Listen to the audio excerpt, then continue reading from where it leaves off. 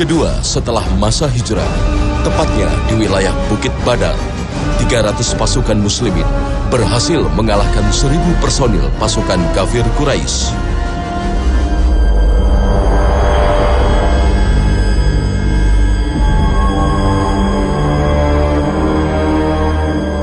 Sebuah kekalahan tragis yang menimbulkan aura dendam dan sakit hati terhadap Islam.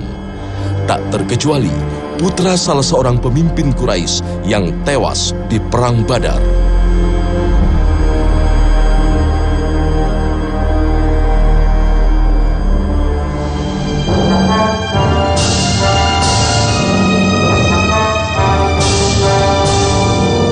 Ia juga menjadi salah satu tokoh yang mengobarkan kebencian untuk memerangi Nabi Muhammad Sallallahu Alaihi Wasallam dan Islam. Dialah Sofwan bin Umayyah.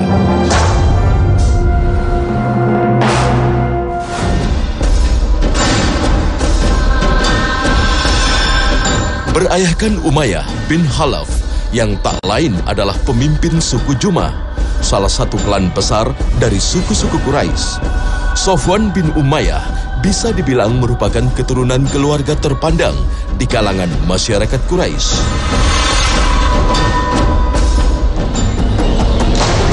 Namun Umayyah bin Khalaf juga sangat dikenal memusuhi Rasulullah Sallallahu Alaihi Wasallam.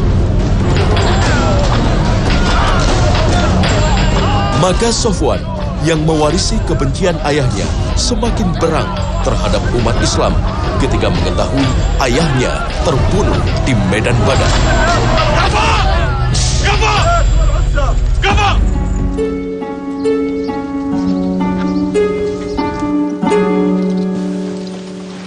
قد حان أجلكما أيها الخائنان الصابئان عن دينكما ودين آبائكما.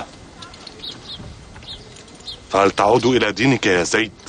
بل أشهد أن لا إله إلا الله وأشهد أن محمدا رسول الله. وأنت يا خبيب ارجع إلى دينك وأنت المعزز فينا المكرم. أرجع والإسلام ديني ومحمد رسولي. لا والله رب العزة والجلالة لا أرجع عن الإسلام أبدا.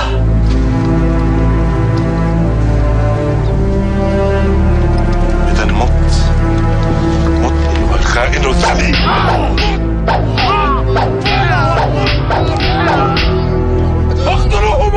Sofwan melakukan beberapa rencana. Rencana pertama, dia memerintahkan Umair bin Wahab untuk berangkat membunuh Muhammad dengan perjanjian menjamin keluarga dan hutang. Kemudian dia juga membayar atau mempengaruhi dan bahkan membayar seorang penyair ternama yang dinamakan Abu Ghazza. Dia pergi kepada penyair itu, padahal penyair ini dibebaskan oleh Rasul dari tawanan perang Badar dengan satu janji bahwa kamu tidak boleh lagi melakukan provokasi dengan syair. Ini adalah media. Jadi Sofwan berupaya untuk menguasai media saat itu karena syair adalah media. Untuk mempengaruhi Arab-Arab bukan hanya di Mekah tapi juga di sekitar Mekah. Ini kecerdasan Sofwan bahwa orang-orang Quraisy itu dalam keadaan jatuh semangatnya. Maka dia mempengaruhi Arab-Arab di sekelilingnya agar juga bisa mendorong semangat orang-orang Quraisy untuk kembali naik dan menyerang kota Madinah. Maka pergilah penyair ini ke suku-suku Arab di sekelilingnya dan kemudian menyampaikan syair-syair yang membangkitkan kepedihan kekalahan itu, kemudian membangkitkan rasa dendam segala macam. Dan bangkitlah itu. Kemudian Sofwan juga melakukan langkah yang ketiga, dia mempengaruhi seseorang yang juga sangat punya pengaruh dalam hal memprovokasi masyarakat. Itu pun dibayar oleh Sofwan. Jadi bayangkan anak muda ini, dia punya uang, dia punya pengaruh, maka dia bayar siapapun untuk membalaskan kebencian dan dendamnya kepada Rasulullah SAW dan muslimin. Tahun ketiga Hijriah, saat musim perdagangan tiba, Sofwan mendapat kepercayaan untuk memimpin perjalanan dagang menuju ke Yaman. نحن على أبواب الصيف فكيف نرسل قافلة إلى الشام وطريق يثرب غير آمنة بل ليست غير آمنة وحسب هي شرك لنا إن ذهبنا إليه وقعنا فيه لهذا قلت لا نوقف تجارتنا فيطمع فينا محمد أكثر فأكثر لا نوقفها يا صفوان، ولكن أي طريق نسلك؟ هذا ما جئنا من أجله. Namun saat itu, jalur yang biasa dilalui untuk menuju ke Yaman telah dikuasai oleh kaum muslimin.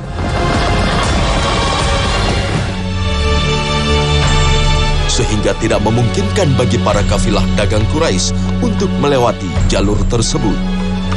Maka tidak ada pilihan, para kafilah dagang harus menempuh jalan yang lebih jauh melalui wilayah Irak.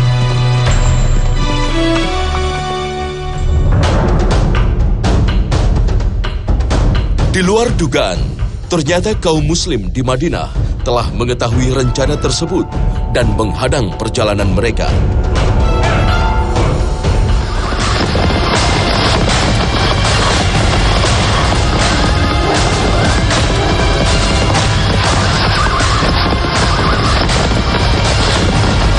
Sofwan dan para kafilah dagang yang tidak menduga kondisi ini dengan terpaksa menyerahkan harta mereka tanpa perlawanan sedikit pun.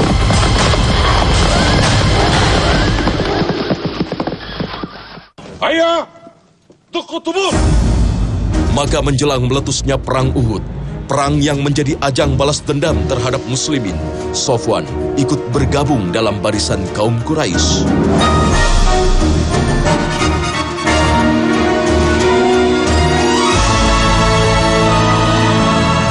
Di perang inilah, Sofwan terjun langsung memimpin pasukan pejalan kaki.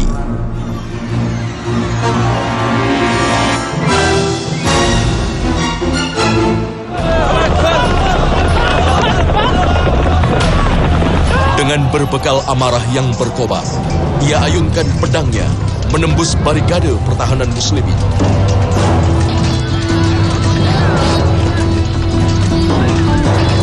Hingga berhasil melukai Rasulullah Sallallahu Alaihi Wasallam. Maka Nabi mendoakan laknat bagi 3 orang saat itu. 3 orang didoakan adalah Safwan bin Umayyah. Allahumma la'an Safwan ibn Umayyah. Ya Allah, laknatlah Safwan bin Umayyah. Kemudian yang kedua yang dilaknat Nabi Sallallahu Alaihi Wasallam adalah Suhail bin Amr. Dan yang ketiga yang dilaknat adalah saudaranya Abu Jahal, yaitu pamannya Ikrimah yang bernama Al-Harith ibn Hisham. 3 orang ini adalah 3 orang yang dilaknat oleh Nabi Sallallahu Alaihi Wasallam. Tapi kemudian ternyata laknat ini tidak diizinkan oleh Allah Subhanahu Wa Taala. Kalimat laknat tidak mudah dikeluarkan. Hanya orang-orang yang memang jelas dilaknat dalam Al-Quran dan dalam hadis Nabi yang dibenarkan Allah, disitulah kita boleh melaknat orang. Kalau tidak boleh sama sekali. Karena tidak mudah. Kata laknat itu, terlaknatlah dia, itu tidak mudah kalimat dikeluarkan. Jadi jangan mudah lisan mengeluarkan kata terlaknat bagi orang lain.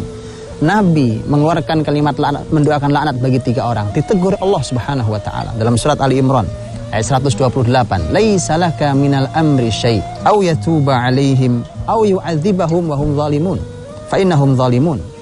Bahwa tidak boleh, tidak ada sedikit pun campur tanganmu wahai Muhammad dalam hal ini.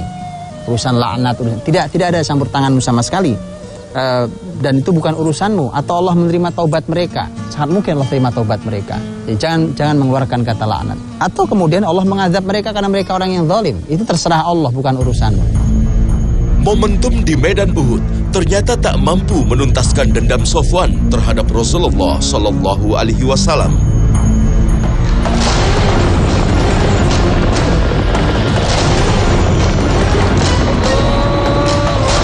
Bersama rekannya, Ikrimah bin Abu Jahal, ia terlibat aksi pembantaian secara brutal terhadap masyarakat Khuza'ah, yakni masyarakat yang berada di bawah perlindungan muslimin.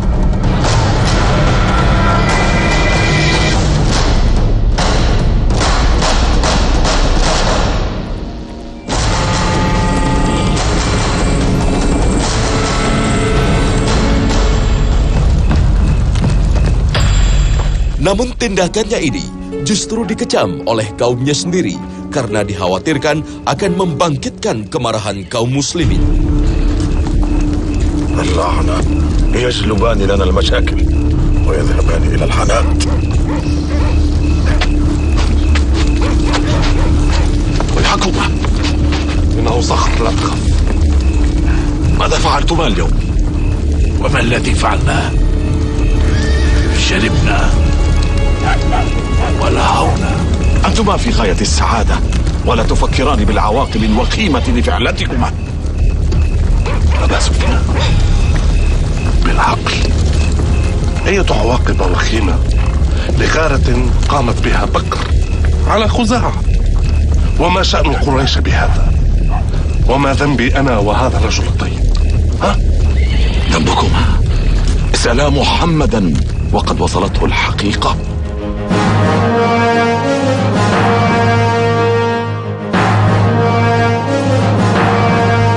Hingga terjadilah peristiwa Fathu Mekah, peristiwa di mana Rasulullah Shallallahu Alaihi Wasallam bersama 10.000 pasukannya berhasil mengembalikan Kitah Mekah sebagai kotanya orang-orang beriman.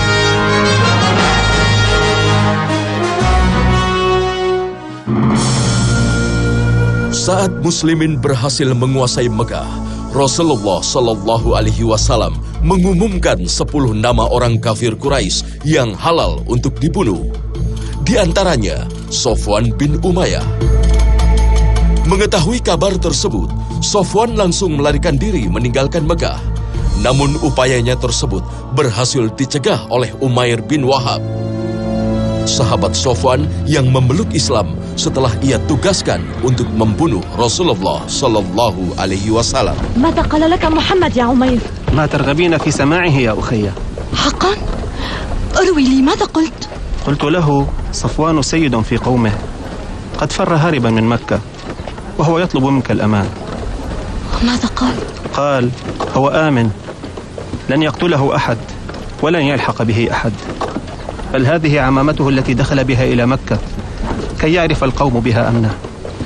أمضي وراء صفوان يا عمير وعد به إلى هنا وقل له ماذا حدث مع النبي. هيا بسرعة أرجوك. سأمضي للتو ولن أعود إلا به فاطمئني. Disebutkan bahwa Sofwan sudah bersiap bukan untuk menyeberangi laut tapi untuk membunuh dirinya dan nyebur ke laut, menceburkan dirinya ke laut. Maka Umair mengatakan bahwa masuk Islamlah kamu, nanti saya yang mencoba untuk menyampaikan ke Rasulullah SAW agar engkau dimaafkan oleh Nabi, tapi kau harus masuk Islam. Maka kemudian Sofwan dengan setengah hati, walaupun dia tidak mengatakan saya siap masuk Islam, tapi apa jaminanmu kalau saya masuk Mekah dan Muhammad memaafkan saya? Maka Umair pergi, karena pertemanan. Dia bertanggung jawab kepada hidayah temannya. Dia ingin temannya baik seperti dirinya. Ini pelajaran mahal buat kita. Teman yang baik, teman yang mencoba untuk menghadirkan hidayah semampunya kepada teman yang lain. Bukan justru teman yang merusak temannya yang lain. Inilah pertemanan yang luar biasa. Dia ingin kebersamaan ini bahkan dilanjutkan hingga surga Allah Subhanahu wa taala. Itu pertemanan yang luar biasa. Maka Umair bin Wahab datang ke Rasulullah sallallahu alaihi wasallam meminta jaminan, "Ya Rasulullah, kalau kemudian nanti Sofwan masuk Islam, apakah dia termasuk orang yang akan dilindungi?" Maka Rasul mengatakan iya. Kemudian saya minta jaminan. Rasul lagi-lagi memberikan sorbannya. Tunjukkan ini kepada Sofwan. Dari Mekah kembali lagi Umair bin Wahab ke pinggiran Laut Merah, kemudian menyampaikan demi pertemanan, berbolak-balik dia perjalanan itu. Hari ini kalau kita melakukan perjalanan dengan menggunakan kendaraan saja itu bisa hampir 1 jam, 45 menit setidaknya. Dibolak-balik saat itu hanya untuk supaya mudah-mudahan teman akrabnya ini bisa mendapatkan hidayah Allah Subhanahu wa taala. Begitulah pertemanan yang indah dalam Islam. Pergilah dia ke sana membawa sorban Nabi Shallallahu Alaihi Wasallam, ditunjukkan pada Sofwan. Ini bukti bahwa Nabi siap memberimu rasa aman dan memberi pengamanan asal kau mau masuk Islam. Datang ke kota Mekah. Rasulullah Shallallahu Alaihi Wasallam saat itu menerima Sofwan. Kemudian Sofwan mengatakan bahwa dia minta diberikan tenggang waktu untuk berpikir 2 bulan namanya. Kata Nabi, tidak 2 bulan, 4 bulan aku beri kau berpikir. Nabi tahu bahwa tidak mudah buat seorang pemimpin seperti Sofwan, anak seorang pemimpin yang mati dengan cara mengenaskan dendam yang belum kunjung padam di dalam diri seorang Sofwan. Tidak mudah. Kata Nabi, fikirlah 4 bulan. Aku beri kau waktu 4 bulan. Jangan hanya 2 bulan. Subhanallah, pelajaran mahal. Mengapa kita hari ini tidak memberikan kesempatan orang untuk bertaubat? tidak orang yang telah sekian lama dalam kerusakan, dia mungkin sulit untuk bisa berubahnya dalam waktu 1-2 hari, 1-2 bulan.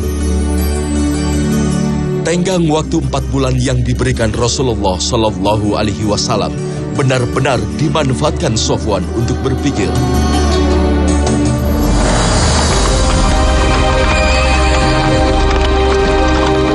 15 hari setelah penaklukan kota Mekah, terjadilah Perang Hunain yang melibatkan 12.000 pasukan Muslim dan mualaf melawan pasukan Badui dari suku Hawazin yang merasa terancam akan diperlakukan seperti Quraisy Mekah.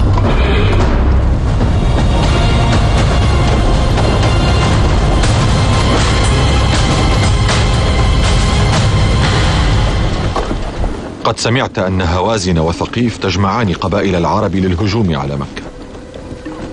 أجل سمعت. وقد عزم رسول الله أن نخرج إليهم قبل أن يأتوا إلينا. ونعم العزم. لذلك ارتأينا أن نأخذ منك بعض السلاح كي نلقى به عدونا. غصبا؟ بل عارية مضمونة نؤديها إليك. ليس بهذا بأس. فهل تكفي 100 درع وما يتبعها من سلاح؟ تكفي وتزيد. إذن اتبعوني أيها الجند.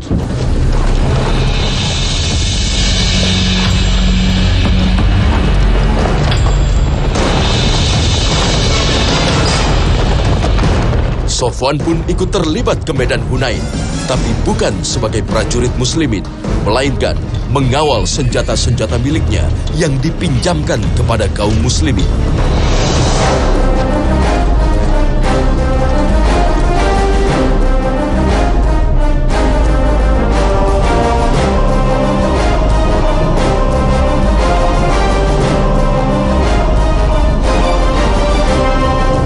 Kemenangan heroik kaum muslimin di Perang Hunain serta kemurahan hati Nabi Muhammad Sallallahu Alaihi Wasallam dalam membalas jasa akhirnya mampu meluluhkan hati Sofwan. أما زلت تريد أن تدرك ثأرك من محمد؟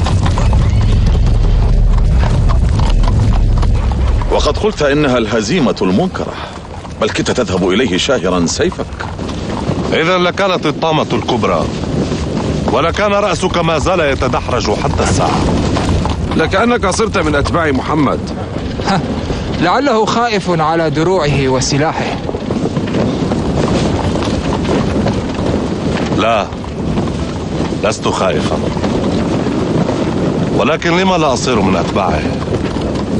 ولم أرى منه إلا السماحة والكرم والعفو عند المقدرة. ألم يكن باستطاعته أن يقتلنا جميعا؟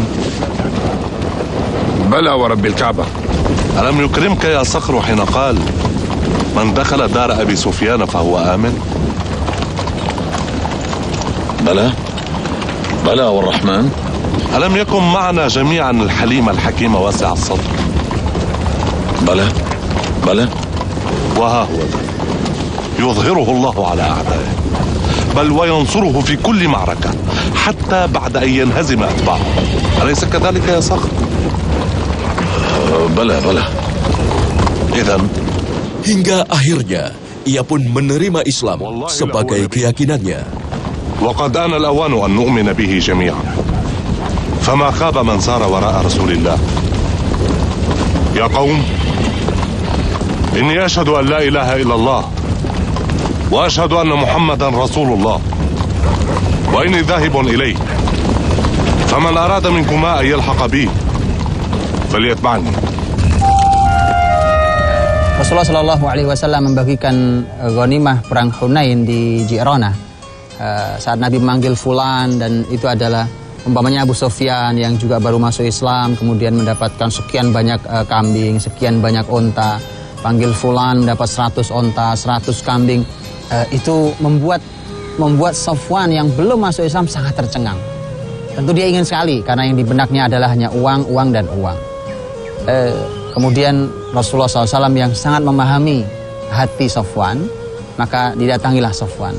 Kemudian ditunjukkan oleh Rasulullah SAW sebuah lembah yang di sana ada sekian banyak kambing dan unta. Kemudian ditunjukkan, Sofwan lihat lembah itu. Sofwan melihatnya, kemudian Nabi mengatakan, ayo ajibuka hadza. Apa kamu senang dengan pemandangan ini? Kata Sofwan, ya, saya senang sekali gitu. Dia berharap sekali. Nabi SAW mengatakan, semua di lembah itu milikmu. Walaupun ini kemudian nanti menimbulkan kecemburuan muslimin, masyarakat Madinah, tapi inilah strategi Islam. Dan inilah salah satu arti dari kata al-mu'allafati qulubuhum. Orang-orang yang diharapkan lembut hatinya untuk menerima hidayah Allah Subhanahu wa taala. Lihat kalimat Sofwan. Sofwan begitu mendapatkan 100 unta, ditambah lagi. Kemudian Sofwan mengatakan, demi Allah, waktu Muhammad memberikan saya pertama, itu kebencian saya belum hilang. Saya masih membenci Muhammad luar biasa. Tapi semakin sekian diberikan bergelombang oleh Nabi SAW. Sekian, tambah lagi. Kemudian mengikis kebencian itu dan berubah menjadi kecintaan pada Rasulullah SAW. Memang masuk Islamnya adalah karena harta di awalnya. Tetapi dengan didikan Rasulullah SAW kemudian dia berubah menjadi orang yang melakukan semua ibadah karena Allah Subhanahu wa taala. Maka memang ada orang dengan level yang baru seperti ini beragamanya. Berislam hanya karena ingin kaya, melakukan ibadah hanya karena ingin mendapatkan dunia. Itu level sangat rendah. Tapi kalau itu adalah merupakan pancingan awal untuk dia mau mendekat ke Islam, tidak masalah kita lakukan. Tapi yang harus diingat, tidak boleh berhenti pada titik itu, karena itu adalah ibadah yang tidak ikhlas karena Allah Subhanahu wa taala, dan ibadah tidak ikhlas karena Allah tidak diterima oleh Allah Subhanahu wa taala.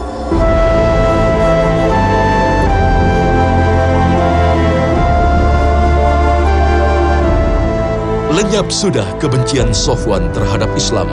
Bahkan ia kini termasuk dalam barisan pejuang yang membela agama Allah. Demi menebus kesalahan di masa lalunya, Sofwan terus melibatkan diri di berbagai momen jihad.